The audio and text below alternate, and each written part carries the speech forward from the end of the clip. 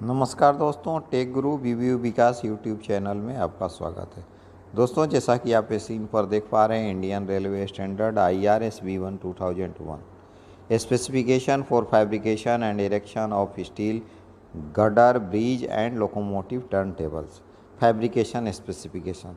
दोस्तों, सेशन शुरू करने से पहले आपको बता दें कि ये IRS B1 2001 का चौथा सेशन है। दोस्तों, इस सेशन से पहले छोटे छोटे 3 सेगमेंट में वीडियो बना करके आप लोग के बीच में हम शेयर कर चुके हैं।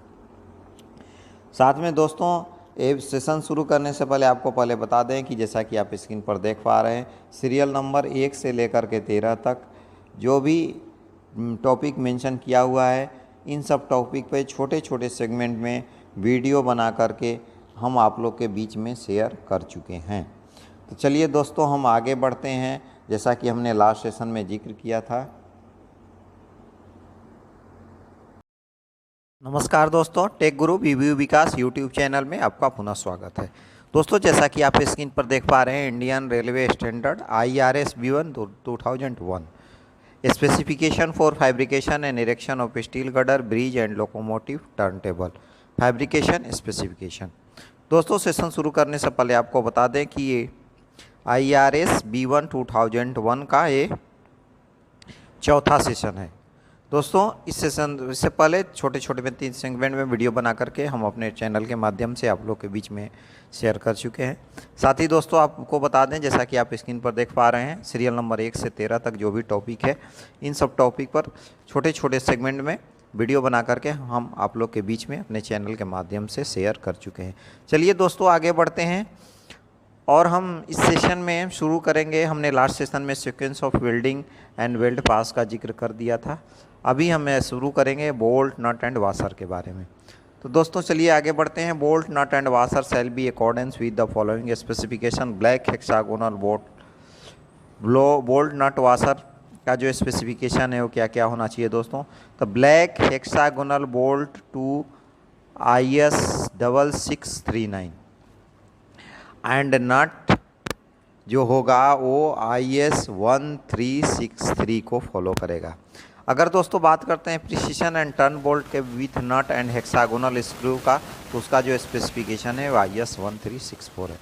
प्लेन वाशर का अगर बात करें दोस्तों, तो IS 2016 एंड IS 5369 है। अगर स्प्रिंग वाशर की बात करें दोस्तों, तो IS 3063 और टेपर वाशर की बात करें तो IS 5372 एंड IS 5374 है। दोस्तों, ये जो डिफरेंट IS स्टैंडर्ड है, उसको हम नट बोल्ट एंड वाशर के लिए जो भी कोरस्पॉन्डिंग स्टैंडर्ड है उसको हम फॉलो करेंगे। साथ ही दोस्तों, आपको बता दें कि ये जो आपका ये जो नट एंड बोल्ट वाशर जो 28 नंबर जो क्लॉज है, इसमें कुछ मॉडिफिकेशन किया हुआ है, उसको हम फर्दर आगे जिक्र करेंगे। पूरा 2001 ख़त्म होने के बाद में उस क्लॉज को हम आगे जिक्र करेंगे कि 2000 जो 28 नंबर क्लॉज है उसमें क्या क्या मॉडिफिकेशन किया हुआ, क्या क्या चेंजिंग किया हुआ है। चलिए आगे बढ़ते हैं। Manufacturer workmanship, marketing, packaging ETC bolt and nut shall compile with the requirement of IS 1367। अगर मैन्युफैक्चर, वर्कमैनशिप और मार्किंग, पैकिंग की बात करें तो IS 1367 को फॉलो करना है। Where the head and nut bear on timber, where head and nut bear on timber पर अगर स्क्वायर वाशर है, the length of each side not less than 3 times diameter of the bolt and the thickness not less than 1/4 of the diameter shall be provided। अगर दोस्तों हम बात करते हैं ये नट बोल्ट जो अगर टिम्बर पर यूज होगा तो उस केस में हम स्क्वायर वाशर का जो यूज होगा उसका जो लेंथ जो होगा वो 3 गुना जो डायमीटर ऑफ बोल्ट है उससे मिनिमम 3 गुना ज़्यादा होगा, 3 गुना से कम नहीं होना चाहिए। और थिकनेस जो है वो नट का जो बोल्ट का डायमीटर है उसके 1/4 से कम नहीं होना चाहिए। Steel, rough iron and malleable cast iron taper washer shall be provided for all head and nut bearing on bevelled surface. अगर बेवेल्ड सरफेस की बात करें दोस्तों, तो रफ आयरन या malleable cast iron taper washer use होगा। तो दोस्तों में ध्यान रखना है कि टिम्बर पे नट बोल्ट का यूज करते हैं रेलवे स्टैंडर्ड में, तो उसमें हमें ध्यान रखना है कि जो वाशर का जो साइज है, लेंथ है, वो मिनिमम 3 टाइम ऑफ डायमीटर जो बोल्ट है उससे होना चाहिए, और जो थिकनेस है वो डायमीटर का 1/4 से कम नहीं होना चाहिए। For black bolt A clearest different in diameter of 1.5 mm for all size of bolt shall be allowed. Black bolt की अगर बात करें तो डिफरेंट डायमीटर की अगर बात करें तो क्लियरेंस जो है ऑल साइज बोल्ट के लिए 1.5 mm जो है वो अलाउबल है। Where turn bolt are required, अगर जहाँ टर्न बोल्ट रिक्वायर्ड है, they are carefully turn and shall be parallel through the barrel. Carefully turn होगा और पैरेलल, बैरल के पूरा पैरेलल होना चाहिए। Hole for turn bolt should be 1 mm under drill in shop and should be reamed at side shoot the diameter of the turn bolt. और hole dia की बात करें दोस्तों तो 1 mm कम होना चाहिए, यानी 18 का बोल्ट है तो 17 का ड्रिल होल होना चाहिए शॉप में।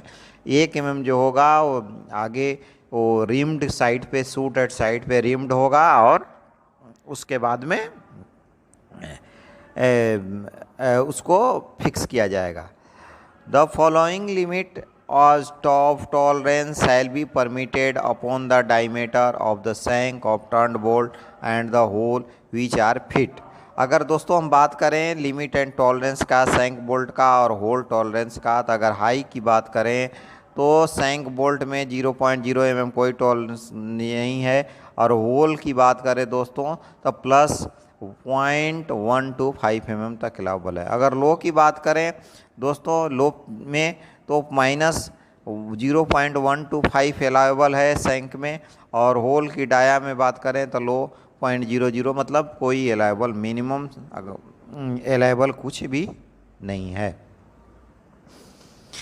नेक्स्ट हम बात करेंगे दोस्तों बियरिंग एंड एक्सपेंशन गियर के बारे में। तो all steel bed and bearing plate over saddle casting shall be made perfectly level and all rivet head on their bearing surface shall be countersunk and rest flush। तो अगर bearing blade की बात करें दोस्तों तो जो भी बियरिंग ब्लेड है वो saddle casting, over saddle casting का हो या फिर बियरिंग प्लेट जो भी हो, उस पर जो भी हम यूज करेंगे रिवेट जो यूज करेंगे बियरिंग सरफेस पे, काउंटर सिंक होना, शैल बी काउंटर सिंक होना चाहिए, और ड्रेस्ड एंड फ्लश्ड क्लियरली होना चाहिए। द सैडल नकल bearers and roller bed plate shall be planned on the all bearing surface and the hills were indicated on the contact drawing and shall be bolt hole shall be drilled।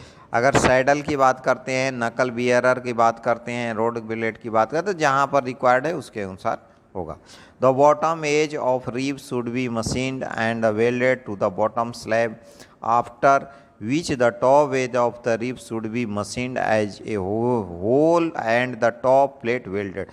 दोस्तों अगर rib की बात करें तो rib जो भी है वो प्रॉपर से टॉप और बॉटम सरफेस मशीन्ड करके उसको वेल्डेड करना है, वेल्डिंग करना है, प्रॉपर ही मशीनिंग करके उसको वेल्ड करना है। दोस्तों अभी हम बात कर रहे हैं वो बियरिंग एंड एक्सपेंशन गियर के बारे में बात कर रहे हैं। Subsequently top and bottom surface should be machined to the specified tolerance given in appendix 6। दोस्तों जो मशीनिंग टॉलरेंस की हम बात करते हैं तो अपेंडिक्स 6 में, जिसका आगे हम जिक्र करेंगे, उसमें जो मशीनिंग टॉलरेंस है वो प्रोवाइड किया हुआ है, उसको हम आगे पढ़ेंगे।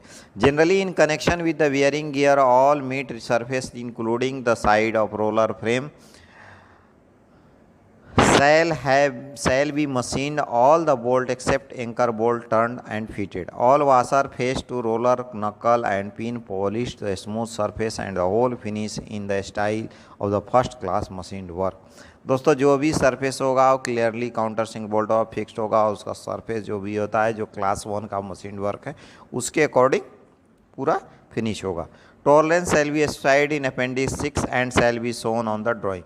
अगर टॉलरेंस मशीनिंग टॉलरेंस की बात करें दोस्तों तो अपेंडिक्स 6 में जैसा हमने बताया, आगे हम जिक्र करेंगे, उसमें मेंशन किया हुआ है, या फिर वो जो टॉलरेंस है वो ड्राइंग में मेंशन किया हुआ रहेगा।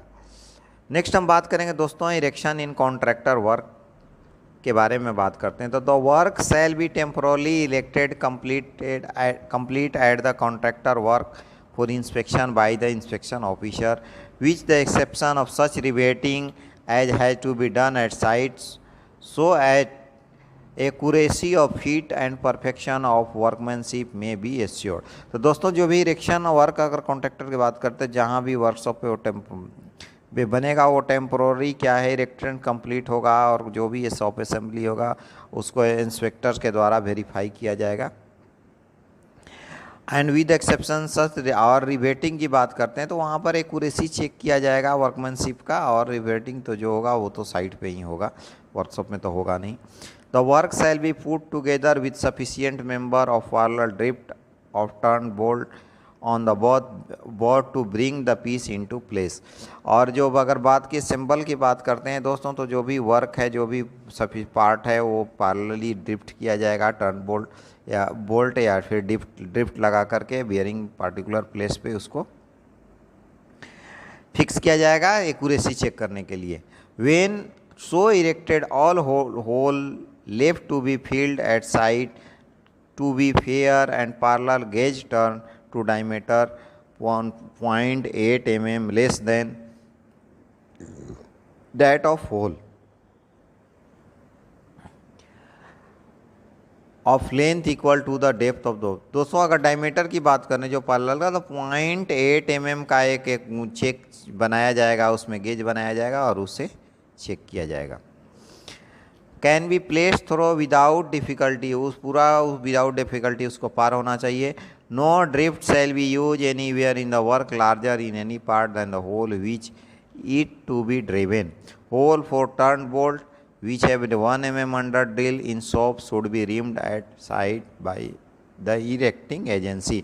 तो दोस्तों जो भी है एक्यूरेसी 0.8 mm का जो ड्रिफ्ट है उसे तैयार करके चेक किया जाएगा। और रही बात उसको आपको रिम होल का जो टर्न बोल्ट होल का, तो उसका एक्यूरेसी जो होगा वो -mm अंडर ड्रिल होल होगा, और वो शॉप पे जा कर के साइड पे चेक होगा, रिमिंग करके बोल्ट फिक्स होगा।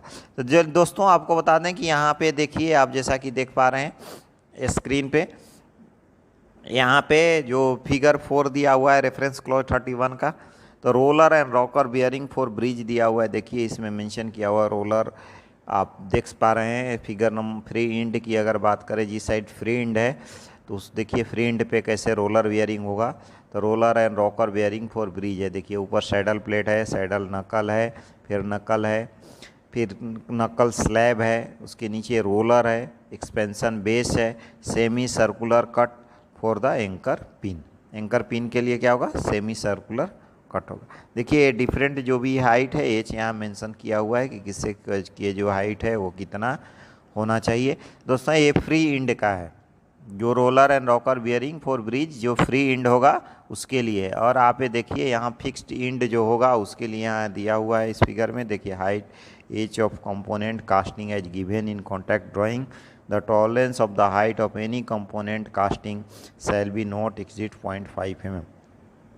तो देखिए दोस्तों जैसे कि रीब स्टिफनर के बारे में ऑलरेडी जिक्र किया कर ही दिए हैं। देखिए यहाँ पर जो आप देख पा रहे हैं फिगर में, और सीक्वेंस ऑफ वेल्डिंग का ऑलरेडी हम लोग जिक्र कर दिए हैं कि कहाँ पे कितना होना चाहिए। आप लास्ट जो सेशन है उसमें हम सीक्वेंस ऑफ वेल्डिंग का ऑलरेडी जिक्र किए हुए हैं।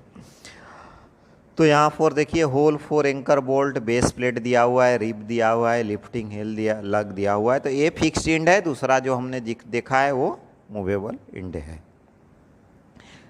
ठीक है दोस्तों, हम आगे बढ़ेंगे और बात करेंगे अब इंटरचेंजेबिलिटी का। Interchangeability, even span is to be temporarily erected complete in contractor work adopting the method of giving camber as explained in clause 34, and all parts are marked to their place unless the whole of the work is made completely interchangeable by the use of steel jig and hard steel bus controlled by the master gauge, in which case the first span must be completely erected to test the accuracy of the template.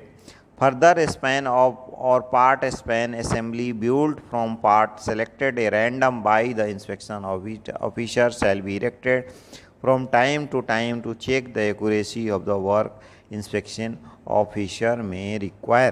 तो दोस्तों अगर interchangeability में बात करें तो इसमें है क्या कि जो भी क्लॉज 4 में एक्सप्लेन किया हुआ है कैम्बर के बारे में, उसको आगे हम जिक्र करेंगे। बट जो पहला पार्ट होगा वो कंप्लीट असेंबली होगा, और कंप्लीट असेंबली के साथ जो मास्टर गेज है, मास्टर गेज से वेरीफाई किया जाएगा कि वो जो पार्टिकुलर पार्ट है वो असेंबल किया हुआ पार्ट है, और जो मास्टर गेज है उससे पूरा मैच किया हो रहा है कि नहीं हो रहा है। तो फर्स्ट पास असेंबली के बाद में उसको एक्यूरेसी चेक करने के बाद में आगे जो फर्दर जो भी रिक्वायरमेंट है, रैंडम रिक्वायरमेंट इंस्पेक्शन ऑफिसर के सिलेक्शन पे डिपेंड करता है कि वो कौन सा पार्ट का अगेन वो असेंबली चाहता है, उसको असेंबल किया जाएगा और एक्यूरेसी चेक किया जाएगा। If the work is consider interchangeable by the inspecting officer A simplified scheme of marking will be permitted. अगर इंटरचेंजेबल बात करते हैं दोस्तों, तो जो भी है इंस्पेक्शन ऑफिसर के द्वारा सिंपली स्कीम होगा, जो मार्किंग जो होगा उसमें परमिटेड होगा कि marking all piece which are identical shall bear on the distinguish mark irrespective of the span to which they belong should be interchangeable not to be satisfaction of the inspection officer. The whole of the span must be erected completely and all part marked to their place without additional charge. The tenders must be stated in the tender whether the intent to adopt a complete interchangeability or not. तो दोस्तों ये ध्यान रखना है कि जब भी assembly होगा, असेंबली होने के बाद में जो भी पार्ट यूज हुआ है उस स्पेन में पार्टिकुलर मैच मार्किंग किया जाएगा, और मैच मार्किंग के लिए कोई अलग से प्रोविज़न नहीं है, उसका कॉस्टिंग का अलग से प्रोविज़न नहीं है। तो मैच मार्किंग करने के बाद में दोस्तों वो ताकि वो इंटरचेंजेबल है कि नहीं है उसको मैच मार्किंग करके ही प्रोवाइड किया जाएगा, ताकि ये क्योंकि एक स्पेन का आइटम सेम टाइप का अगले स्पेन में भी यूज होता है। तो हमें ध्यान रखना है मैच मार्किंग से ये पॉसिबिलिटी होगी कि जो भी आइटम है वो सिमिलर टाइप का आइटम एक्सचेंज नहीं हो। Under the special arrangement which the purchaser it shall be permissible to approve portion of work dispatch before complete erection of the first span, provide the contractor satisfy inspection officers such portion of work strictly interchangeable।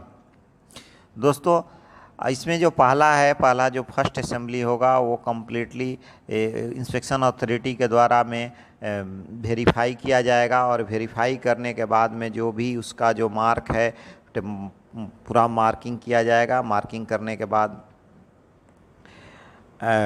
उसको क्या बोलते हैं, और inspection authority से verify किया जाएगा। Next बढ़ते हैं दोस्तों, कैम्बर की बात करते हैं। तो in order to ensure that the fabrication and direction of main girder shall be such as the eliminate secondary state in the load span, the nominal length that is length which will give no camber of the member shall be increased or decreased by the amount shown on the camber diagram supplied by purchaser। दोस्तों जो fabrication और erection का जो भी girder है उसमें girder में क्या है, सेल्फ लोड के चलते या ब्रिज में सेल्फ लोड के चलते उसमें जो भी डिस्टोर्शन इंटरमीडिएट पोर्शन में जो भी बेंडिंग होगा उसको रेजिस्ट करने के लिए, उसको स्ट्रेट रखने के लिए कि कैम्बरिंग का यूज किया जाता है। तो जो भी कैम्बर का कितना कैम्बर का ध्यान रखना है, वो कैम्बर भी जो होगा स्ट्रेस लोडेड स्पैन में वो जो डायग्राम जो सप्लाई डायग्राम होगा ड्राइंग के साथ उसके अनुसार उसको परचेजर को फॉलो करना है। For setting of the angle of intersection of the chord and wave member, and also templating the gusset full size of the panel with normal length of the member shall be used. Similarly, the machine of all code but shall be suit normal outline defined in clause 34.1। तो जैसे 34.1 के clause के according जो भी ये settling angle वगैरह है उसको लेकर के जो भी डिफाइंड किया हुआ है कैम्बर उसको फॉलो करना है। The procedure for erection the span at contractor work shall be side the side riveting hole shall be riveted और bolted and drift as per side in appendix 3। तो दोस्तों जो भी है fixing erection span by contractor जो भी appendix 6 में आगे जैसे हमने बताया आगे डिस्कस करेंगे उसमें मेंशन हुआ है किया हुआ है, उसके अकॉर्डिंग लेकर के आगे बढ़ेंगे।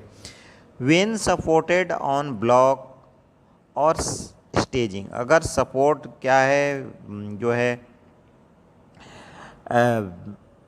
गडर को अगर सपोर्ट किसी स्टेज पे या ब्लॉक पे है तो the girder shall be erected to the camber side in fabrication drawing to which girder है बी मैन्युफैक्चर्ड। तो दोस्तों वो जो गडर जितना कैम्बर के साथ में मैन्युफैक्चर किया हुआ है उसी के अकॉर्डिंग ही ब्लॉक और स्टेजिंग पे वो फिक्स किया जाएगा। A camber diagram indicating the relevant height of each panel point on the erected block and manufacturer shall be supplied by the engineer। और जो कैम्बर के लिए जो भी ब्लॉक और डायग्राम यूज किया हुआ है, जो साइड किया हुआ है स्टेजिंग, वो पूरा मार्क किया हुआ रहेगा और वो उस पे ही वो इरेक्ट होगा। The cambering of the main girder along with pre-stressing when all panel point are supported on the block or staging shall be carried out in accordance with Appendix A of Steel Bridge Code। तो दोस्तों कैम्बरिंग और main girder का जो pre stressing की अगर बात करते हैं, पैनल सपोर्ट किया हुआ है तो वो carried out accordings to appendix steel bridge code के अपेंडिक्स ए के अकॉर्डिंग होगा। दोस्तों स्टील ब्रिज जो कोड है उसके अपेंडिक्स ए के अकॉर्डिंग ये फॉलो करेंगे। Special method of erection will require special erection drawing approved by engineer which must not be deviated from. अगर कुछ स्पेशल मेथड ऑफ इरेक्शन की रिक्वायरमेंट है तो वो अप्रूव होना चाहिए इंजीनियर से, उससे डेविएट नहीं होना चाहिए इरेक्शन का जो प्रोसीजर है दोस्तों उससे। In the case where the girder are erected on yielding support such as service span due to allowance shall be made for anti-facet yield when the camber block are set out। जो भी अगर हम बात करते हैं दोस्तों anti एल्डिंग support का, तो वहाँ पे जो रिक्वायरमेंट है anti held camber block are set out करके उसको यूज करेंगे। Frequent check shall be made of the camber of girder during erection and care taken see the camber per drawing is obtained where when the girder is completely assembled when span is supported on the end of intermediate support are remove dead load camber shall be recorded and enter in the bridge register.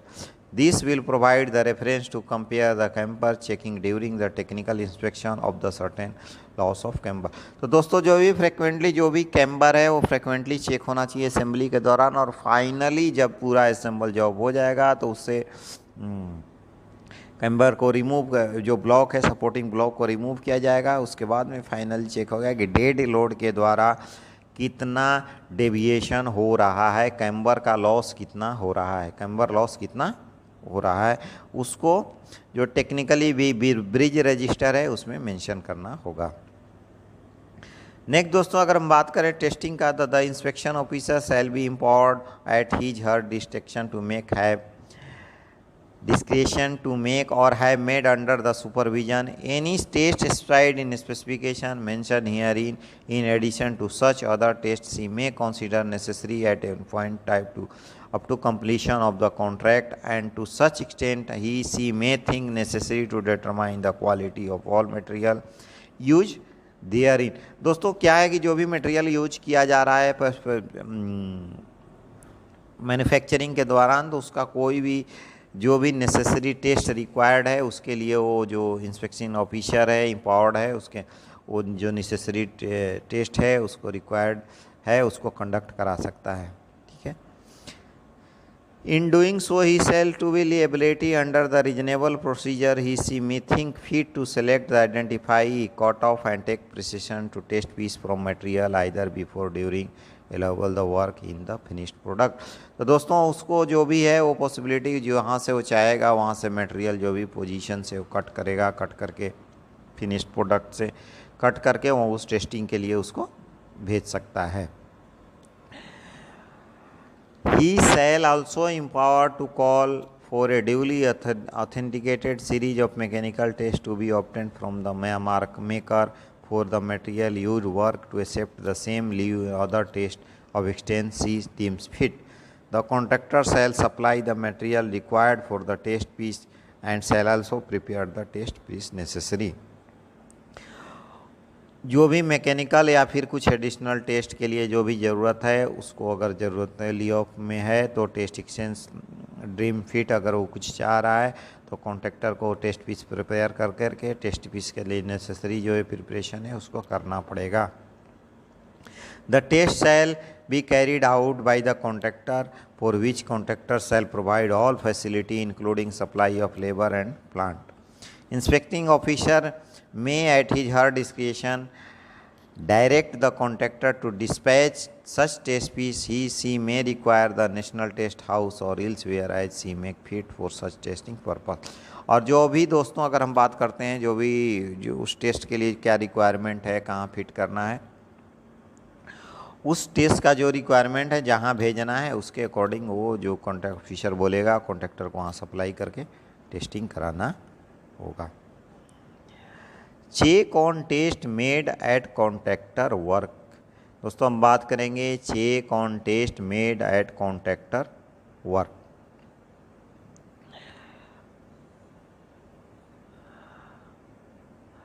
The inspection officer may at his her discretion check test result obtained at contractor work by independent test at national test house. जो भी test result है दोस्तों contractor के जहाँ पे किया हुआ है उसका रिजल्ट है वो जो भी है वो इंस्पेक्शन ऑफिसर चाहेगा वो जो NABL अप्रूव लेबोरेटरी है वहाँ टेस्ट करने के लिए तो वहाँ टेस्ट करा करके इंडिपेंडेंट टेस्ट करा करके उसको वेरीफाई कर सकता है।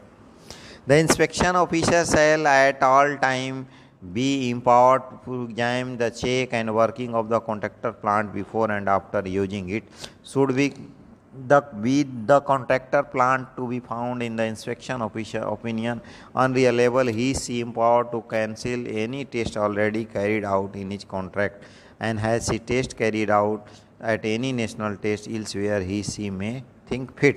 दोस्तों जो भी है इंस्पेक्शन ऑफिसर का जो भी इम्पावर्ड है जो भी चेक रिक्वायरमेंट है वो ऑन और बिफोर यूजिंग के पहले या यूजिंग के बाद में वो जो चाहेगा जो भी है test result NABL national approved laboratory से जो इंस्पेक्शन ऑडिटर है वो टेस्ट करा सकता है और उसका रिजल्ट देख सकता है। नेक्स्ट दोस्तों हम बात करेंगे अभी एनालिसिस का। तो the contractor shall supply authentic copy of analysis of any material use in the contract when required to do by the inspecting officer who shall empower to accept them to extend he think fit। दोस्तों जो भी है authenticity जो भी document है copy contractor क्या है वो प्रोवाइड कराएगा किसके ऑफ इंस्पेक्शन अथॉरिटी के पास में और वो फिर उसको एग्जामिन करेगा कि जो रिक्वायरमेंट है उसके अनुसार फिट है कि नहीं है। In addition to above sample may be inspection officer at discretion such subjected to complete analysis as the national test house or elsewhere inspection officer may determine the cost of the same to be borne by the purchaser। दोस्तों अगर contractor के द्वारा जो भी provide किया हुआ है इसके अलावा जो भी उसका ज़रूरत है अगर कोई रिक्वायरमेंट है इंस्पेक्शन टेस्टिंग का तो वो अलग बाहर में जा कर के टेस्ट कराया जा सकता है और टेस्ट कर जो भी है वो परचेजर के द्वारा वो जो टेस्टिंग का कॉस्ट है वो बियर किया जाएगा।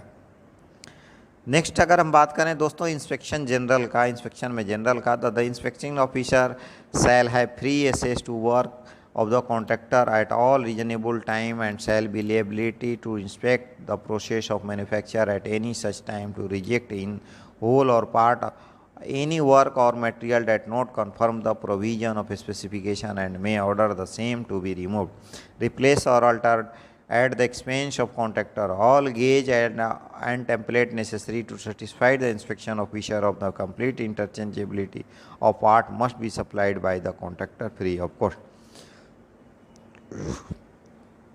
सॉरी द इंस्पेक्शन ऑफिसर क्या है फ्री एक्सेस टू वर्क है वो दोस्तों कभी भी क्या है कॉन्ट्रैक्टर प्लेस पे कभी भी जा कर के घूम सकता है उसको मैन्युफैक्चरिंग के दौरान जो भी ऑब्जर्वेशन है उसको नोट कर सकता है और साथ में जो भी उसको लगा रिजेक्ट करना है एक्सेप्ट करना है कुछ इन प्रोसेस में दिया हुआ कुछ पार्ट है तो उस पार्ट को वो रिजेक्ट कर सकता है एक्सेप्ट कर सकता है। अगर जो फिट जो रिक्वायरमेंट स्पेसिफिकेशन के अकॉर्डिंग नहीं है उस पार्ट को वो रिजेक्ट कर सकता है। और जो ऑल जो इंस्पेक्शन जैसे टेम्पलेट हुआ, गेजर हुआ, नेसेसरी इंस्पेक्शन ऑफिसर का जो इंटचेबिलिटी पार्ट का कॉन्ट्रैक्टर जो है वो फ्री ऑफ कॉस्ट में सप्लाई करेगा। नेक्स्ट दोस्तों हम बात करेंगे ऑयलिंग, पेंटिंग एंड मेटालिज्म का।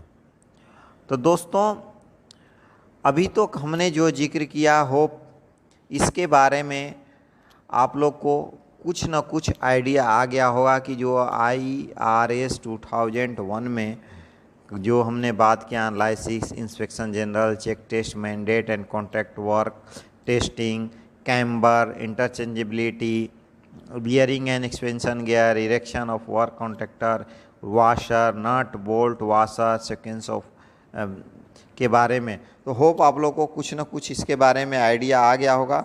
दोस्तों नेक्स्ट जो सेशन होगा हम उसमें ऑयलिंग, पेंटिंग एंड मेटालाइजिंग की बात करेंगे। इस सेशन को यहीं हम अंत करेंगे। तब तक के लिए okay, bye bye, thank you.